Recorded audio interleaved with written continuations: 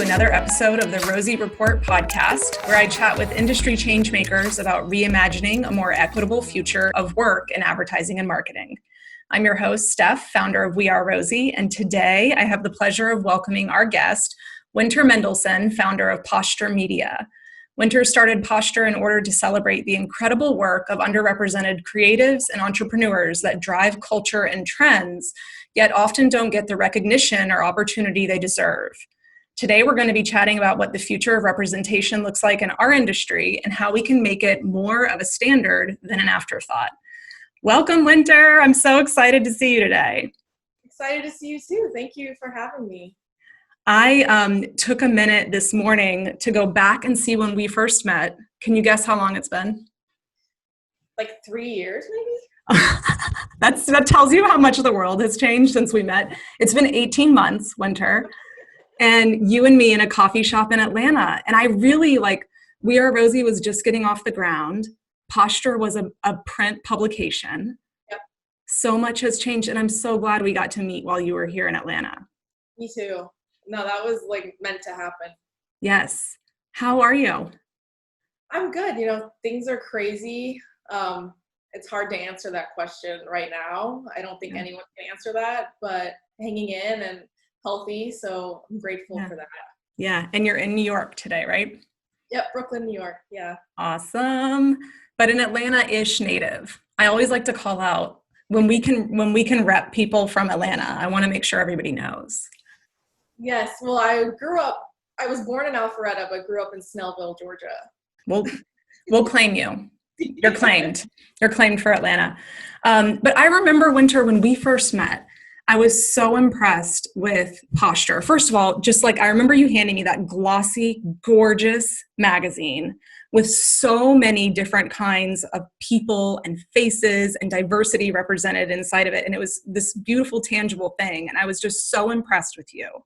And I'd love to hear, I think our listeners would love to hear your story, what prompted you to start Posture, and a little bit about the evolution, because it's changed now, even just in the last 18 months. Yeah, I went to the University of Georgia, and I moved here in 2012, the day after I graduated. I could not wait to leave Georgia. No offense taken. It was hard as a queer person, a queer non-binary person, being in Georgia, even in Athens. And when I moved here, I had to decide, do I want to go to grad school or start my own project? And that was really the crossroads. And I decided to start my own project and throw myself in the deep end of something and work my way out, basically, which I won't recommend to everybody.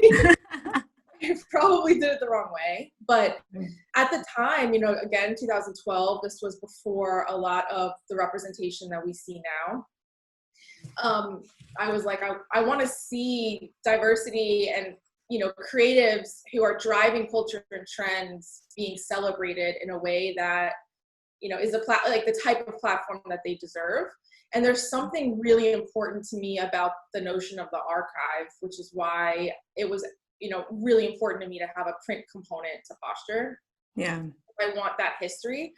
That's not just online, but, for us to exist on bookshelves and in archives for hopefully, centuries to come.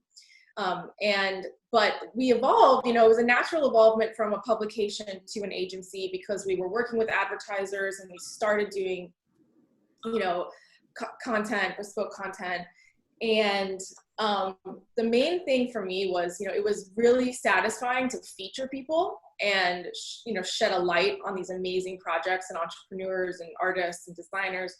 But it became really clear to me that I wanted to hire them and create job opportunities in the industry versus just writing something about them, which, might lead to money in their bank account in the future. But I wanted to have a more direct role in the, career acceleration. So, that's why we were let's do an agency and let's hire and really commit to hiring women, people, Black people, Indigenous people, people of color, and LGBTQIA plus talent. I love it. And you just built it from the ground up with that in mind. And the diversity was just there from the jump, which is incredible. I'm so curious because We Are Rosie works with all of the big holding companies in some capacity. And I'm curious what your thoughts are on if this level of representation is possible in the kind of institutional structures of the marketing and advertising industry as a whole, or do you think that it's going to take niche companies like Posture who are kind of carrying that mantle forward? Well, I think niche companies like Posture, and obviously there are many other amazing companies that were doing the work, have definitely led the way. And I think when I started, like Posture, it was just Posture and Hello Mister, and then Condé Nast jumped on board, right, with them. So we've seen this time and time again, right? It always starts in the independent realm, and then the big conglomerates are like, oh, I should catch up to this. Yeah. People want, and it's always the entrepreneurs who see a void, right, in the industry, and they're like, I'm going to do it myself. That's the age-old story. So I think now it's getting to a place where you can't ignore what's going on. Yeah. If it was irrelevant, if a company was who wasn't embracing diversity in so many different ways was irrelevant 2 years ago, even more so now, right? Yep. And I think for me, there's I don't know if you remember in 2015, Matt Damon made the statement that, why does it matter about diversity in the film, like the film crew, as long as there's diversity in the casting? Matt. And I remember that being like, wow, this is just the pinnacle of the problem. Yep. Yeah, and so I think that there's been a lot of motivation for people to get into the industry, to start their own businesses, to really fight to become a leader in a company, because that's when I think that we'll start to see real change, is when we have more people in power. And that's why it was important to me to own my own agency too. I'm like, how many non-binary queer agency owners do I know? Not many. And I want to look around a room and see boardrooms full, and conferences, and people in power at the C-level and founder level who are, minority status. And that's when I think true change will come. I couldn't agree more. And I think the work that you have done is absolutely incredible. It was so cool to see you on the stage at the 3% conference last year. And Winter, you are changing lives. And I think, it's almost like the major corporations, both on the brand side and within agency walls, should have a scout, right? Like, to your point, it's exactly that. Like there's a grassroots movement. These revolutions start with the people who have a unique view on the world. And often those people aren't represented, certainly not represented in positions of power within kind of the institution. So it is so true. And every agency, every marketing organization should be looking to Posture for the way forward. And I want to make sure we talk a little bit about the work that you all are doing now. Like, right now, are you all focusing primarily on production?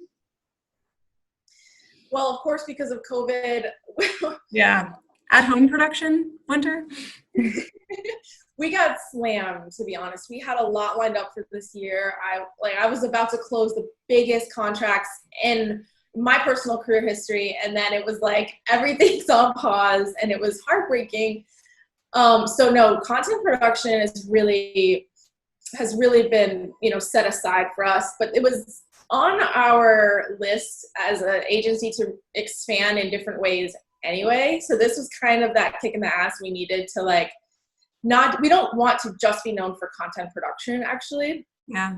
What we are really more interested in and pushing for is the creative direction, the strategy, brand strategy, the voice, the community strategy. Like, that's where we want to live more in the industry. Yeah. So this was an opportunity for us to kind of work really hard behind the scenes.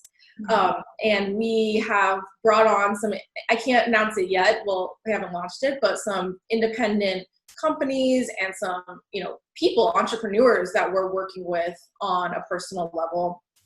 from brand identity to, granular, like web design and the tangible. But just really helping people jumpstart their companies and their lives and do paid media and help get them in front of people. So while we love content production and it will always be part of what we do, we're definitely pivoting and expanding more toward a more expansive, integrated approach. I love to hear it. We need more of that.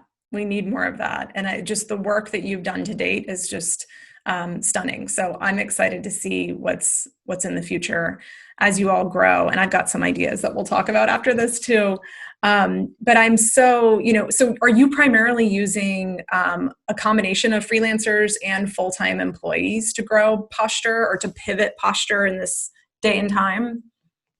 Yeah, I mean, we are a small creative studio. It's myself and Asher. He's the co-founder and my partner and, ride or die in life. And we have, it's us as full-time really running the ship. And then we have some part-timers. And then we primarily do project to project freelance right now. Our art director's in Berlin and we work with her. So we have, we love being able to work with people all over the world too and really tap into that. I love it.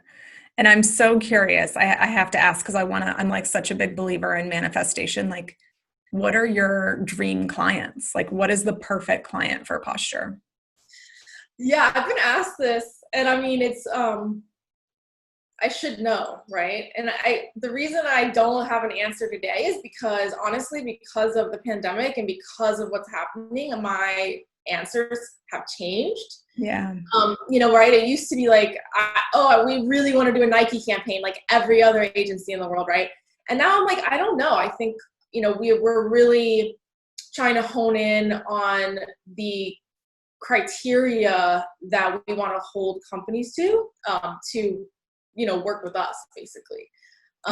Like, we only want to really, and I don't know yet. I mean, the bills have to get paid, our people have to get paid. So it's obviously a difficult position to be in. I wish we had the luxury of being able to vet every single business and only work with, angels of companies. But right now, I really we want to be known for building purpose-driven brands, right? And companies that make an impact. We want to help build companies. We want to help build products that really help people. Yeah. So right now, when I, as a younger person, I was like, all I want to do is a Nike campaign. Now I'm like, no, I don't really even care about that anymore. I really just care about helping individuals launch their companies that will help others, right? So whether that's in the nonprofit space or just working with underrepresented entrepreneurs, that's really my dream. That's my dream right now. That's awesome. I can so relate to that, Winter. Along the lines of, can we only work with businesses or clients that are 100% aligned with our values? And it's going to be tough to find those businesses and companies frequently, I'd say. And these are conversations that we have at We Are Rosie too, around, our North Star is putting people, particularly underrepresented people, to work in a way that gives them the career and the life that they want.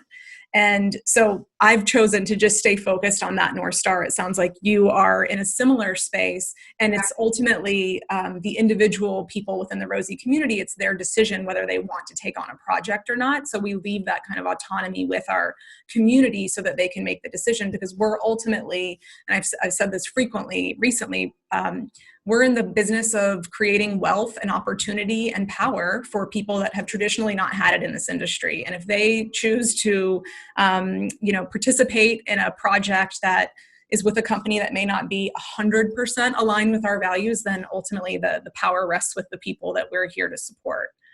Yes, I could not agree more. That is 100% where we stand as well. It's up to the person to decide what's best for them. And, no one's perfect either.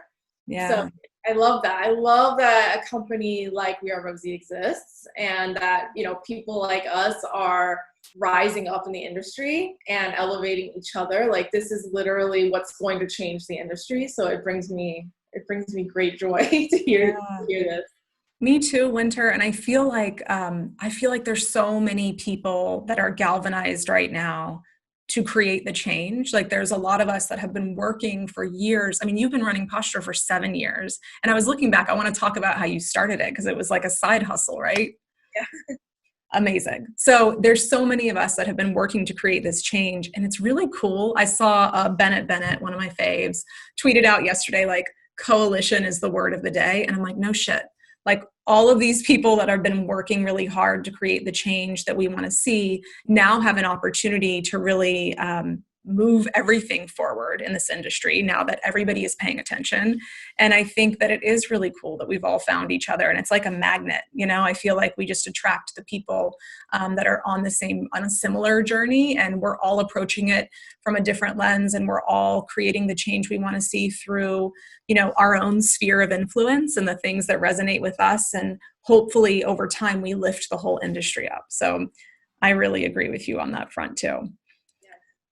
Let's talk a little bit about how you started, because this is so interesting. I get asked frequently, how do I start a business? Like, how do I get out of my full-time job and start a business? Should I just quit? That feels very scary. It's terrifying. Should I side hustle it? And there's no right answer. I quit my job to start We Are Rosie, and it was terrifying.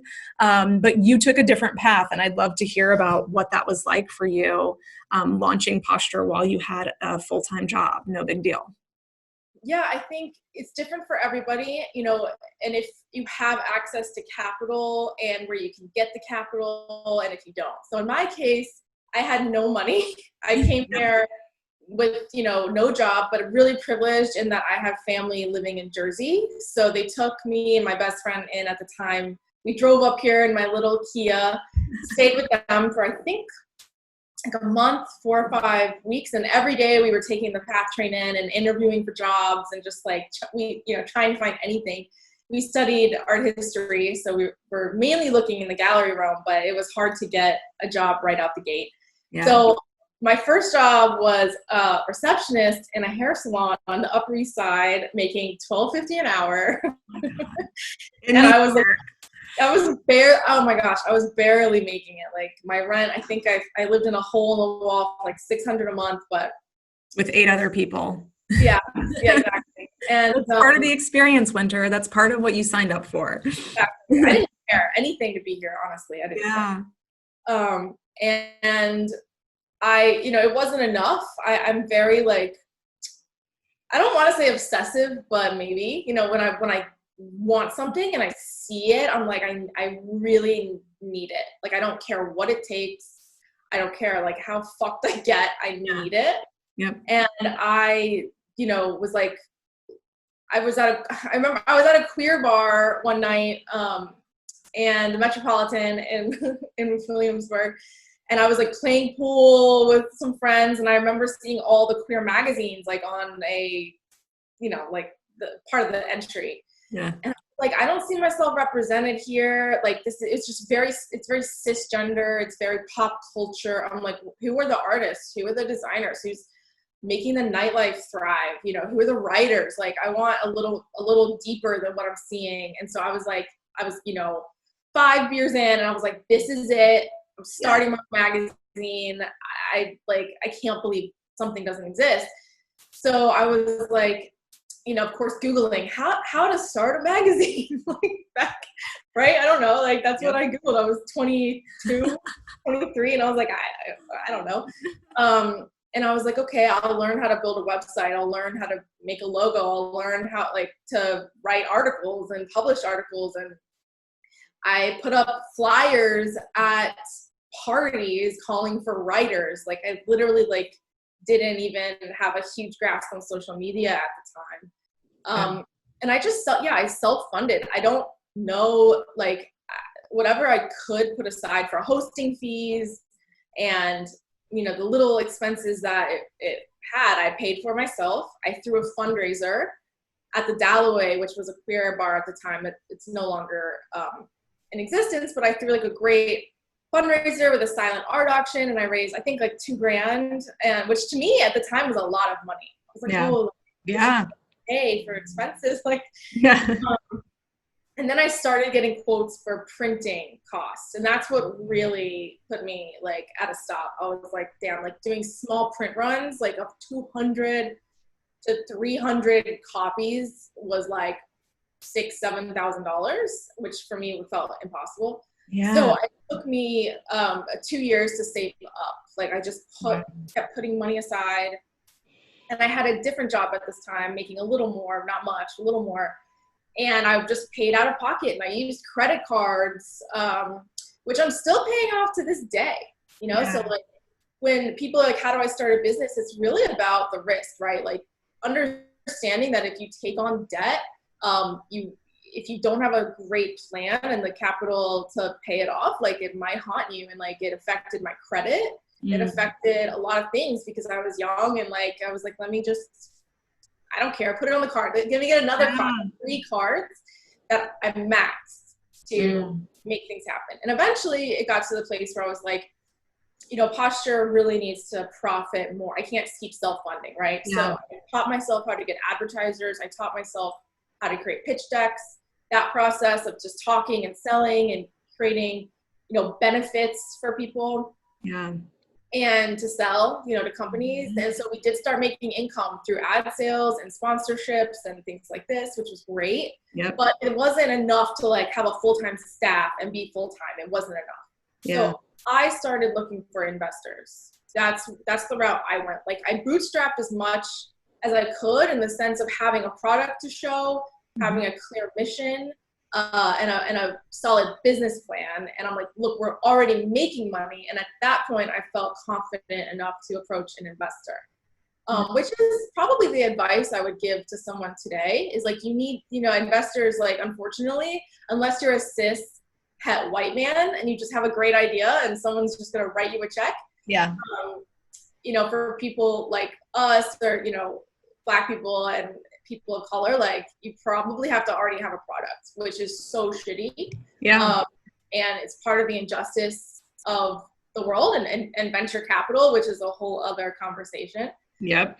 But ultimately I was lucky and I found angel investors, which is also the way I would encourage people to go if you're in especially a creative field where you're not making millions of dollars overnight and can just cut someone a check.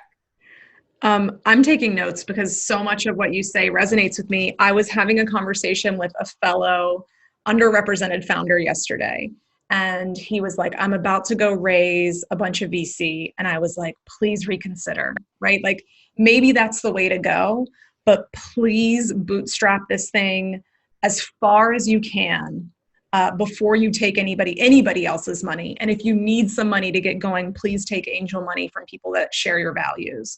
Because if you aren't crystal clear on what you want and how you're going to get there, your venture investors in particular will get crystal clear on their vision for your business. And then all of a sudden you're trapped in this business that isn't your dream and your heart.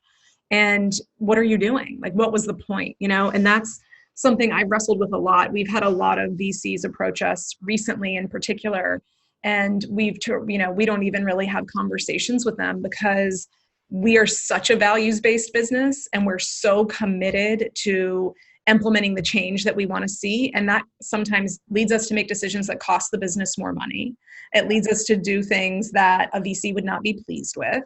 And, you know, we haven't laid anybody off since COVID started. We've actually been hiring. And I've pinched myself a few times and said, if we had investors right now, this may not be the case, you know? And so there's so much to think about. And it's hard when you're getting started. You were so young. I was 33 when I started We Are Rosie. So I like had some more life experience that was helpful. But if you don't, and I also didn't know what I was doing. I was also Googling, like, how do you make a business in Atlanta? Like, I don't know.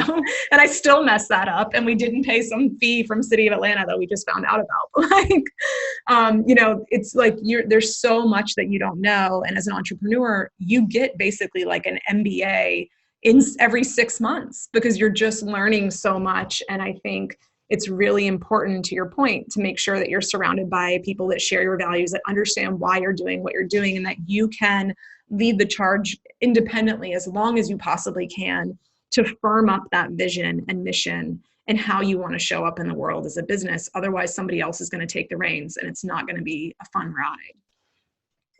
Exactly. And I think at the time I was having lots of meetings, you know, and getting turned down. And I was like, kind of like, I'll take anything at this point. But it was really important that I was like, I'm putting my venture capital search on hold and I'm going to go more for angel and find someone who really understands and really cares what I'm doing. And it actually, like, I want to give a shout out to Arlen Hamilton of Backstage Capital, because I went to an event where she was speaking and I waited for like 30 minutes with my magazine to like pitch to her. And I got my 5 minutes and I did my pitch and she was like, email me, I want to hear more, I'm interested. And that like changed my world, because I emailed her and it wasn't the right fit for her at the time, media, but she is so incredibly caring and amazing that she made the introduction for me, that event that got us angel investment. Nothing in it for her, you know, and it really took, and our investor now is a trans woman of color, and it's an angel, and she's like a dream. And I'm like, that, you can't ask for better than that. And again, it, like we were talking about, like it takes women and non-binary people and trans people uplifting each other to make power. Like that's what happened in this case. Oh my gosh. I love that story, Winter. Shout out Arlen Hamilton. She's amazing. So amazing. She's amazing. I listen to every podcast she's on. She's so calm. I like want to chill out when I hear her speak. I'm like, oh, I gotta get down a notch. I need that in my life. That's such an awesome story. And I'm so glad that you found an investor that is aligned with your values. I love it. I love it. Yeah. I could talk to you about a million things all day. I do want to say, you know, you touched on something briefly that I think is worth bringing up if anybody is thinking about going independent or launching their own business or following their dreams. But you mentioned it for just a second, but this kind of obsession that founders have to have, it doesn't make sense. It's not logical. If you look at it on paper, people will say like, what the fuck are you thinking? And you have to have it. I saw something the other day that was like, you have to set goals as a founder that are so big that you understand you will have to become a different person to make them happen. And I feel that in my bones. Like I have become a totally different person over the last 2.5, 3 years since I started We Are Rosie. I have grown spiritually. Like I have grown in my view of the world so extensively, because the person that wants to achieve what I want to achieve, which is like such massive change in this industry, is not even the woman that's sitting here right now. You know, I'm going to have to keep leveling up, and you have to be obsessed. Otherwise you'll just be like, it's too hard. It's just such a, it's a beast. But you have to have that illogical obsession, you know, to a certain extent, blinders on. Like, this is what I'm going to do. And that's what it takes.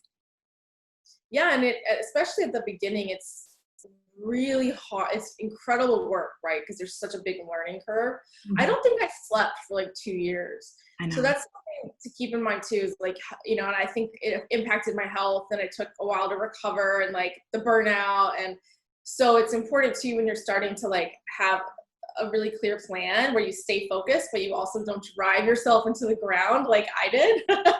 And like I'm seeing your face clearly, because that's also a scary road, right? Like that obsession can hurt you too. Yeah. If you're not well, you know, physically, spiritually, whatever you want to call it, like you can't help others, right? So yeah. Yeah, but you're speaking my language. I got a talking to from I see a naturopath, and she does blood work on me every 6 months now. She used to do it every year. And since I started the business, she's like, we need to do this more frequently. And you know, it's true. It's true. There are 100%, there are impacts on your body, on your sleep. And it's tough because especially as an underrepresented founder, we do have to work harder than everybody else. Like we do. I saw somebody on Twitter this morning, actually, like, don't start an agency. I've worked an average of 50 hours a week for the last 4 weeks. And I'm like, I've never worked 50 hours a week. Like it's always been 65 for the last 2.5 years. Like that is, you know, we have to work harder. We have to show up in a different way. We have to show up as perfection to get respect. And so there is also that added layer that I think is tough for people understand. It is a lot of pressure, and particularly if you're not a white cis male, you're going to have to do some extra work and some heavy lifting. But you bring up such a valuable point about paying attention to your health and how you're showing up spiritually. My business coach is a Reiki master. I don't want to talk about business stuff. I want to talk about spirituality and energy and the things that I need to keep my mind right, because this is such a mind game too. Yeah. I need a business coach, speaking of too. I'll connect you. Thank you. She's amazing. Her name's Jessica Joins. Shout out to Jessica. But she came up through the agency ranks, became a CMO of Rakuten, and just walked out one day and was like, this is not the life for me. I have a calling. She's an entrepreneur as well. And she coaches women and non-binary entrepreneurs. That's her sweet spot. And she is a gift in this world. She's completely changed my life and gotten my mind right and on the right path. So I'll connect you with her too. Thank you. Winter, I've got one last question for you. So much has changed, the whole world. Even just think about how much you and I have changed, our companies have changed, the world around us has changed in the last year. And with all of the recent events, there's no normal, right? We're not going back to how things were. Is there anything that you're really excited to not see again? That you're excited with all the changes to be like, bye, we're not doing that anymore?